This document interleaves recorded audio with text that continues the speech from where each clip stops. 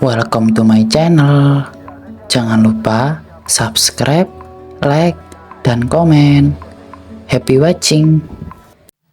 Gelora hasrat sang dosen bab 39. Hasrat untuk menyentuhnya. Makin frustasi bagaimana Sean jika makhluk yang bernama Lara Serenita Diajeng Sunarto menjadi-jadi tingkahnya. Ia merasa setiap langkah istrinya seperti dirancang untuk menguji batas kesabarannya. Di sisi lain, kampus tengah ramai membicarakan kabar yang beredar di grup dan sosial media Fakultas Hukum dan Ilmu Komunikasi universitas mereka. Prince of Law, julukan untuk Gavin Arya, mahasiswa tampan dan cerdas dari Fakultas Hukum yang dikabarkan sedang dekat dengan seorang mahasiswi dari jurusan Ilmu Komunikasi. Kabar ini cepat menjadi trending topik, menarik perhatian banyak pihak, termasuk Sean. Wajah Sean mengeras saat membaca salah satu pesan anonim yang menyebut Lara sebagai mahasiswi yang dimaksud. Rahangnya mengatup rapat, sementara pikiran-pikiran di kepalanya berputar liar. Diajeng, apalagi yang sedang kamu rencanakan sekarang? Gumamnya dengan nada dingin, menahan emosi yang selalu terpancing karena tingkah istrinya akhir-akhir ini. Menghela nafas panjang, akhirnya Sean keluar dari ruangannya. Kebetulan hari ini ia akan mengajar di kelas Lara. Namun sebelum sampai di kelas saja, Sean sudah diuji ketika melihat istrinya tengah bersama bocah ingusan yang katanya dijuluki sebagai Prince of Law. Langkah Sean terhenti sejenak di koridor. Matanya menyipit tajam, menatap pemandangan di depannya. Lara berdiri dengan santai di sudut ruangan, berbicara dengan sosok yang tengah menjadi buah bibir di kampus. Pria muda itu tampak tersenyum hangat, menunjukkan aura percaya diri khasnya. Sementara Lara terlihat santai, bahkan sesekali terkekeh kecil. Sean mengepalkan tangannya di sisi tubuhnya, mencoba menahan dorongan untuk langsung menghampiri mereka. Rahangnya mengeras, pikirannya bergejolak. Bocah ingusan ini berani-beraninya mendekati istriku, pikir Sean dengan geram. Ia memperhatikan lebih lama dari yang seharusnya, mencoba membaca bahasa tubuh mereka. Senyuman Lara, cara Gavin berdiri sedikit lebih dekat dari yang pantas, semuanya membuat darah Sean semakin mendidih. Namun ia menahan diri. Sean tahu, menunjukkan emosinya di depan umum bukanlah pilihan, terutama karena tak boleh ada yang tahu bahwa mereka sudah menikah. Ini semua demi menjaga segala hal tetap aman dan terkendali. Hendak melangkah ke arah kelas, insting waspadanya mendadak bekerja. Dek. Sean bisa merasakan sesuatu. Ada sorotan tajam yang mengawasi istrinya dari kejauhan. Tidak biasa dan penuh niat tertentu. Ia diam di tempat sejenak, namun matanya perlahan menyapu area sekitar dengan waspada. Berlagak normal seperti seorang dosen, Sean mulai berjalan menuju arah Lara dan Gavin. Diajeng, panggil Sean saat mendekat. Suaranya rendah tapi jelas, cukup untuk membuat Lara menoleh. Lara mengangkat alisnya bingung.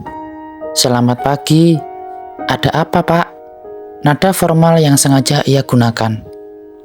Sean berdiri tegap di depan mereka, menyelipkan tangannya ke suatu celana sambil menatap langsung ke arah istrinya. Ada dosenmu sedang berjalan menuju kelas, tapi kamu malah asik lupa waktu bercakap-cakap dengan seorang teman. Kalimat itu terdengar ringan, tapi ada nada yang tersirat di baliknya. Gavin tersenyum sopan. Pagi Pak Sean, sapanya amat ramah. Pagi, balas Sean singkat. Tatapannya sesaat beralih ke Gavin sebelum kembali fokus pada Lara. Kamu ikut saya sekarang. Lara sempat membuka mulut untuk protes, tapi Sean tidak memberinya kesempatan. Tidak ada alasan. Sekarang, nadanya dingin, tak terbantahkan. Dengan enggan, Lara mengikuti Sean menjauh dari Gavin.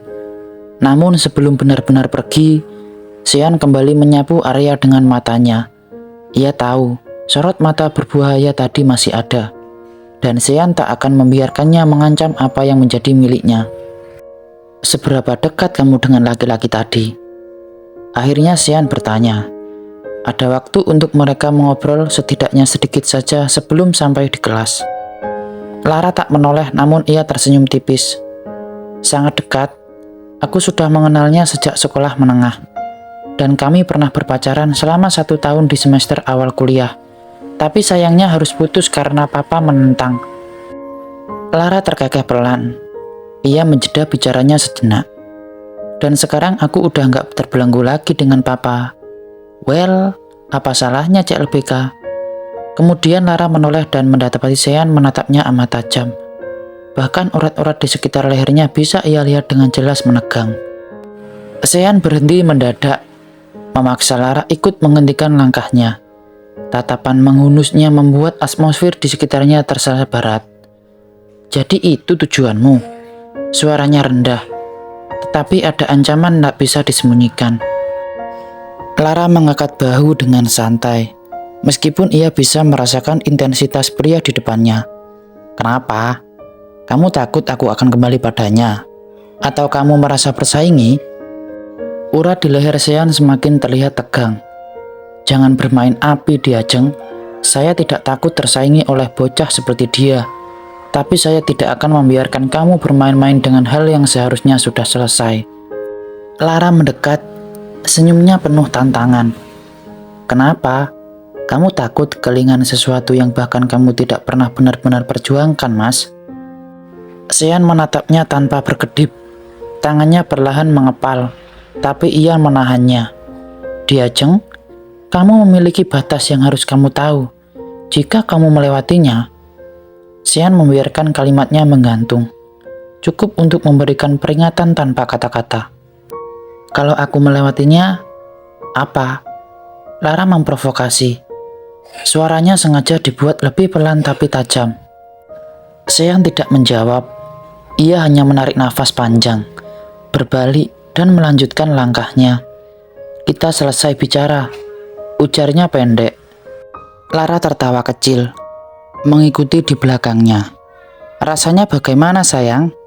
Suara Lara cukup besar, dan ia sengaja karena tak ada satu orang pun di jalan yang mereka lewati. Sean kembali menghentikan langkahnya, kali ini lebih tegas. Matanya menyapu area sekitar dengan cepat, memastikan tak ada bahaya langsung yang mengancam. Namun, suara waspada di dalam dirinya tetap menggedor-gedor, memaksanya untuk mengambil tindakan cepat. Dengan gerakan cekatan, ia menarik tangan Lara, membimbingnya keluar dari koridor sepi itu menuju tempat yang lebih ramai. Lara sempat memprotes, tapi Sean tidak memberinya ruang untuk berdebat. Jangan salah paham, ucap Sean dengan nada dingin, tanpa menoleh padanya. Ketika mereka akhirnya tiba di tempat yang lebih ramai, Sean segera melepaskan genggaman tangannya. Lara menyetakkan tangannya pelan, seolah memberi isyarat bahwa ia tidak senang diperlakukan seperti itu. Tetapi Sean tidak menunjukkan reaksi apapun. Kelas hari itu adalah seminar tambahan yang diadakan oleh Sean dengan tema Strategi Komunikasi Publik dan Krisis Hukum. Sean langsung masuk ke materi tanpa basa-basi. Cara bicaranya tegas seperti biasa, namun ada ketegangan yang samar terlihat dari sorot matanya. Lara yang duduk di barisan tengah hanya memperhatikan pria itu dengan senyum tipis, seolah menikmati ketidaknyamaan yang coba ditutupinya. Sambil memaparkan poin-poin di papan tulis yang memperlihatkan layar proyektor, matanya sesekali melirik ke arah Lara, bukan karena ingin tetapi karena pikirannya masih terpecah oleh percakapan mereka sebelumnya. Di sisi lain, Lara justru terlihat santai. Ia sengaja memperhatikan dan mencatat dengan cara mencolok, memainkan pena di antara jari-jarinya dengan ekspresi tenang. Meresahkan. Tatapan Lara makin terang-terangan. Ia menatap langsung ke arah Sean, membuat pria itu merasa seperti sedang dipermainkan di hadapan banyak orang. Dan saat Sean berusaha menghindari kontak mata, Lara dengan berani mengedipkan sebelah matanya. Cukup cepat untuk tidak diperhatikan orang lain, tapi cukup jelas untuk Sean. Sean menghentikan kalimatnya sejenak, lalu melanjutkan dengan nada lebih tegas dari sebelumnya, tapi pikirannya terganggu. Tak berhenti sampai di situ saja. Lara duduk bersandar santai di kursinya. menampilkan sikap seolah-olah ia sedang menantang Sean secara halus. Rambut panjangnya yang tergairah sengaja ia geser ke satu sisi, memperlihatkan leher lancangnya yang mulus. Gerakan itu tampak natural, tapi Sean tahu betul Lara melakukannya dengan sengaja. Lara mulai menggigit bibir bawahnya pelan, menciptakan pemandangan yang tak bisa Sean abaikan. Ia mencoba fokus pada penjelasannya, tetapi pikirannya mulai berantakan. Kata-katanya yang biasa tegas dan terstruktur mendadak kehilangan ritme. Dan strategi komunikasi dalam krisis hukum perlu diperhatikan timing, ucap Sean. Suaranya sedikit tergelincir sebelum ia kembali menguasai nada bicaranya. Lara tersenyum samar, puas dengan efek kecil yang berhasil ia timbulkan. Ia kembali memainkan pena di jarinya, seolah tidak terjadi apa-apa. Tapi tatapannya masih tertuju pada Sean, dengan mata centil yang berbicara lebih dari yang perlu ia ucapkan.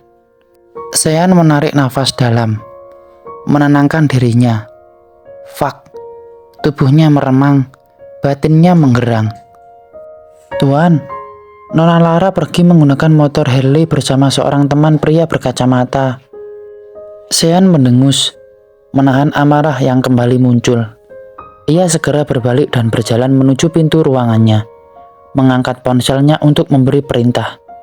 Ikuti mereka, pastikan mereka tidak kemana-mana. Namun, kekhawatirannya semakin meningkat seiring berjalannya waktu. 1 jam berlalu, dan ia mendapat kabar dari para pengawalnya yang semakin membuat darahnya mendidih.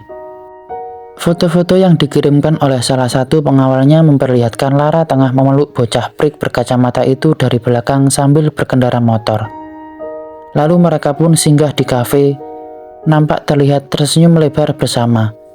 Keduanya tampak begitu akrab, dan itu hanya menambah amarah serta keresahan yang tak bisa dia bendung dalam hatinya. Sean menahan keinginannya untuk muncul Lara dan menariknya jauh dari parasit bernama Gavin itu. Rasa kesal dan marah yang membara tak bisa ia bendung, namun ia tahu dirinya tak punya pilihan. Rapat penting dengan dekan menggunanya dengan tanggung jawab profesionalnya harus diutamakan.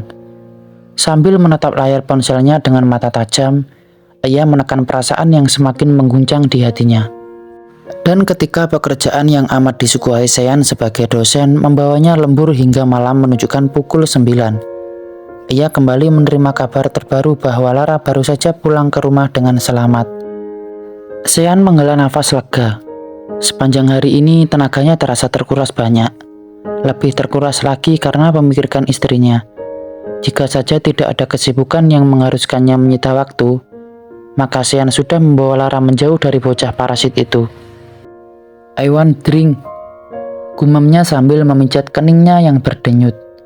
Sean tak pernah sekalipun merasa frustasi seperti ini sebelumnya. Bahkan jarang menegak minuman beralkohol. Namun malam ini, sepertinya ia butuh pelarian. Lara terbangun pukul 11 malam.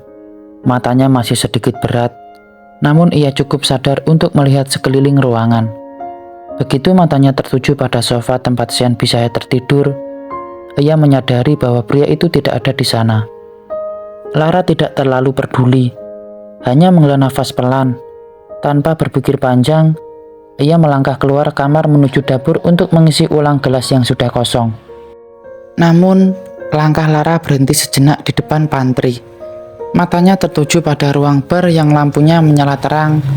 Seingatnya, lampu itu sudah dimatikan sebelum ia tidur. Bingung, ia melangkah menuju ruang bar dengan perlahan, mencoba memastikan apakah mungkin ia lupa mematikannya. Ketika ia mendekat, suara deru nafas pelan terdengar dari dalam ruangan. Lara mengerutkan dahi, ragu sejenak sebelum akhirnya mendorong pintu ruang lebar. Di dalam, ia melihat Sean duduk di salah satu kursi bar. Pria itu sudah teler, dengan kepala terkulai ke samping, sementara banyak botol alkohol berserakan di atas pantry bar. Beberapa bahkan terlihat kosong. Lara memijit pelipisnya, serasa kesal sekaligus tak habis pikir. Serius mas? Ini kamu minum sampai segininya? Gumamnya pelan, bertanya pada pria yang tengah tak sadarkan diri di sana. Ia melangkah mendekat, menyingkirkan salah satu botol yang hampir jatuh. Sean hanya bergumam tidak jelas. Tubuhnya limbung seiring gerakan kecil yang ia buat. Wajahnya memerah, nafasnya berat, dan matanya tampak nyaris sepenuhnya tertutup. Astaga, kamu benar-benar gak kenal batas ya, desis Lara. Dengan susah payah, ia mencoba membangunkannya, menggoyangkan bahunya. Mas Sean, bangun. Kamu gak mau tidur di sini kan? Sean hanya meracau, suaranya serak dan tak jelas. Diajeng, kamu buat saya frustasi. Lara menghela nafas berat, lalu menatap pria itu dengan campuran kesal. Rasain, culasnya. Aku gak bakal berhenti sampai di sini, Mas. Aku gak akan tarik kata-kataku untuk membuat kamu memohon dan mengemis rasa padaku. Ia menepuk-nepuk pipinya pelan. Bangun, gak usah manja. Diajeng, kamu meresahkan. Gumamnya lagi, namun matanya tetap terpejam. Ceka, ngerepotin banget sih. Lara mengangkat tangan Sean di lehernya. Ia angkat tubuh besar pria ini setengah mati. Lara menggerang pelan, berusaha menopang tubuh Sean yang terasa jauh lebih berat dari dugaan. Astaga, kamu makan apa sih, Mas? Keluhnya sambil mengatur nafas. Sean bergumam lagi, masih setengah sadar. Diajeng, kamu selalu bikin saya gak karuan. Bagus, bagus. Rasain. Balasnya lagi dengan nada sinis, sambil menyeret pria itu perlahan menuju sofa di ruang tengah yang terdapat tempat besar untuk berbaring. Dengan susah payah, Lara akhirnya berhasil menjatuhkan Sean ke sofa. Namun belum sampai ia berdiri tegak, Sean menarik pinggangnya sehingga ia jatuh di atas sofa, sementara pria itu di atasnya. Sean hanya menatapnya. Senyum tipis masih menghiasi wajahnya yang memerah karena alkohol. Kamu juga gila, Diajeng. Gila karena bikin saya seperti ini. Lara mendengus kesal. Tidur saja sana, dan jangan berani-berani mendekat sebelum otakmu sadar sepenuhnya. Dengan langkah cepat, ia kembali ke kamar, meninggalkan Sean yang sudah sepenuhnya teler di sofa. Bersambung, tunggu bab selanjutnya ya.